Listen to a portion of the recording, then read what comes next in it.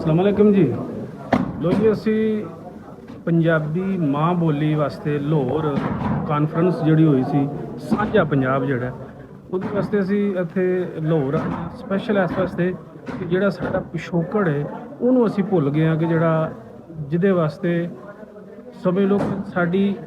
ਜਿਹੜੀ ਮਾਦਰੀ ਜ਼ਬਾਨ ਹੈ ਜਿਹੜੀ ਮਾਂ ਦੇ ਕੁੱਖ ਵਿੱਚੋਂ ਜਾਂ ਅਸੀਂ ਆਪਣੇ ਪੰਜਾਬ ਦੇ ਵਿੱਚ ਜਿਹੜੀ ਬੋਲੀ ਜਾਂਦੀ ਹੈ ਉਹਨੂੰ ਆਸਤਾ ਆਸਤਾ ਅਸੀਂ ਕਈਆਂ ਜ਼ਬਾਨਾਂ 'ਚ ਬਦਲ ਛੜਿਆ ਔਰ ਇੰਨੀ ਕੁ ਮਿਕਸ ਹੋ ਗਈ ਹੈ ਕਿ ਹੁਣ ਉਹ ਪੰਜਾਬੀ ਲੱਗਦੀ ਨਹੀਂ। ਲੇਕਿਨ ਅਸਲ ਜਿਹੜੇ ਇਹ ਸਿੱਖ ਭਰਾ ਨੇ ਕਹਿ ਸਕਦੇ ਹੋ ਕਿ ਵੀ ਦੂਸਰੇ ਹਾਲਾਂਕਿ ਅਮਰੀਕਾ ਕੈਨੇਡਾ ਡੈਨਮਾਰਕ ਮੁਖਤਲਿਫ ਕੰਟਰੀਆਂ 'ਚ ਇੰਨਿਆਂ ਮੁਲਕਾਂ 'ਚ ਟੁਰ ਗਏ ਨੇ ਲੇਕਿਨ ਜਿਹੜੀ ਪੰਜਾਬੀ ਇਹ ਬੋਲਦੇ ਨੇ ਉਹ ਸਾਡੇ ਕੋਲ ਨਹੀਂ ਬੋਲੀ ਜਾਂਦੀ। ਸਾਡੀ ਪਤਾ ਨਹੀਂ ਕੋਈ ਅੱਧੀ ਕਰਦੀ ਰਹਿ ਗਈ ਹੈ ਜਿਹਦੇ ਵਿੱਚ ਅਸੀਂ ਅੱਧੀ ਜ਼ਿਆਦਾ ਹੋਰ ਜ਼ਬਾਨਾਂ ਵਿੱਚ ਮਿਕਸ ਕਰ ਲਈਆਂ ਨੇ। ਅਤੇ ਸਾਨੂੰ ਚਾਹੀਦਾ ਵੀ ਆਪਣੀ ਆਉਣ ਵਾਲੀ ਨਸਲ ਨੂੰ ਇਹ ਗੱਲ ਦੱਸਣੀ ਕਿ ਵੀ ਸਾਨੂੰ ਜਿਹੜਾ ਨਾ ਉਹ ਕਮ ਅਜ਼ ਕਮ ਘਰ ਦੇ ਵਿੱਚ ਜਿਹੜਾ ਨਾ ਉਹ ਠੋਸ ਪੰਜਾਬੀ ਬੋਲਣੀ ਚਾਹੀਦੀ ਤਾਂ ਕਿ ਸਾਡੀ ਆਉਣ ਵਾਲੀ ਜਿਹੜੀ ਨਸਲ ਹੈ ਉਹਨੂੰ ਪੰਜਾਬੀ ਆਉਣੀ ਚਾਹੀਦੀ। ਇਹ ਕੋਈ ਜੁਰਮ ਨਹੀਂ ਕਿ ਵੀ ਆਪਣੀ ਜ਼ਬਾਨ ਬੋਲਦਿਆਂ ਅਸੀਂ ਝੱਕਨੇ ਹਾਂ, ਸਾਨੂੰ ਪੰਜਾਬੀ ਬੋਲਦਿਆਂ ਸ਼ਰਮਾਂ ਆਉਂਦੀਆਂ ਨੇ। ਇਹ ਸਾਡਾ ਅਸਲ ਜਿਹੜੀ ਗੱਲ ਕਰਨ ਦਾ ਮਕਸਦ ਹੈ ਕਿ ਸਾਨੂੰ ਪੰਜਾਬੀ ਬੋਲਦਿਆਂ ਝਾਕਾ ਨਹੀਂ ਆਉਣਾ ਚਾਹੀਦਾ, ਸ਼ਰਮ ਨਹੀਂ ਮਹਿਸੂਸ ਕਰਨੀ ਚਾਹੀਦੀ ਔਰ ਨਾ ਹੀ ਅਸੀਂ ਆਪਣੇ ਬੱਚਿਆਂ ਨੂੰ ਪੰਜਾਬੀ ਬੋਲਣ 'ਤੇ ਡਾਂਟਦੇ ਹਾਂ। ਅਸੀਂ ਉਹਨਾਂ 'ਤੇ ਪਾਬੰਦੀਆਂ ਲਾਈਆਂ ਨੇ ਕਿ ਪੰਜਾਬੀ ਵਿੱਚ ਬਾਤ ਕਰੋਗੇ ਅਤੇ ਤੁਹਾਨੂੰ ਇਹ ਸਜ਼ਾ ਦਿੱਤੀ ਜਾਏ। ਠੀਕ ਹੈ, ਅਤੇ ਮੈਂ ਸਮਝਦਾ ਵੀ ਅਸੀਂ ਜ਼ੁਲਮ ਆਪਣੇ ਆਪ ਨਾਲ ਖੁਦ ਕਰ ਰਹੇ ਹਾਂ। ਸਾਨੂੰ ਪੰਜਾਬੀ ਦੇ ਉਹ ਜਿਹੜੇ ਵਿਰਸੇ 'ਚ ਲੱਭੀਆਂ ਹੋਈਆਂ ਚੀਜ਼ਾਂ ਨੇ ਜਿਹੜੀਆਂ ਕਿ ਸਾਡੇ ਮਾਂ ਪਿਓ ਚੱਕੀ ਸੀ, ਟੋਪਾ ਸੀ ਜਾਂ ਹਾਲ ਸੀ, ਹਾਲ ਵਾਂਦੇ ਸੀ, ਢੱਗੇ ਸਨ, ਪੰਜਾਲੀ ਸੀ, ਪੱਠੇ ਲਿਆਉਂਦੇ ਸੀ, ਹੋਰ ਬੇਸ਼ੁਮਾਰ ਲਫ਼ਜ਼ ਨੇ ਐਸੇ ਜਿਹੜੇ ਅਸੀਂ ਹੁਣ ਇਸਤੇਮਾਲ ਕਰੀਏ ਅਤੇ ਸਾਡੇ ਬੱਚੇ ਪੁੱਛਦੇ ਨੇ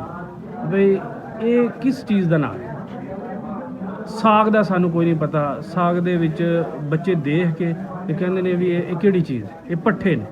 ठीक है, ये चारा है, ये जानवरों के लिए है। ठीक है, क्यों असी इन्हों दसिया नहीं, असी किहड़े जबानां च टुर गए, किहड़े लोकां च चले गए कि असी अपनी जबान हर मुल्क दे विच हर बंदा अपनी जबान बोलदा, लेकिन साडी मत बच गई है कि असी उन्हां दीयां जबानां सीखण दी कोशिश करने, लेकिन असी अपनी पंजाबी तो जिहड़ा वो नफरत दा इज़हार करने।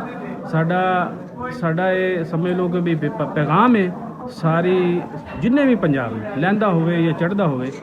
कि तुसी अपनी ज़बान नूं प्रमोट करो और जिन्ना हो सकदा है इहदे उत्ते किताबां लिखो, बल्कि स्कूल दे विच कोशिश करके साडी ये समझ लो कि बई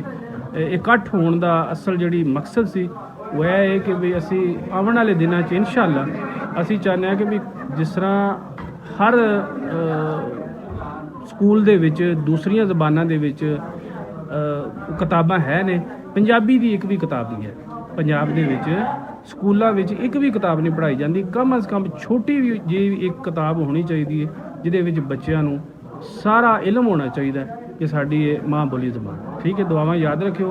तो चैनल नूं सबसक्राइब करो, फॉलो करो, अगे शेयर करो और साडे नाल पंजाबी बोलण दी जिहड़ी रीत है इहदे नाल साडी मदद करनी, साडा हथ बटाना है कि असी ये काम चंगा कर रहे हैं। तो साडे इस चंगेपन दे विच तुहाड़ियां दुआवां दी शदीद ज़रूरत है। मसला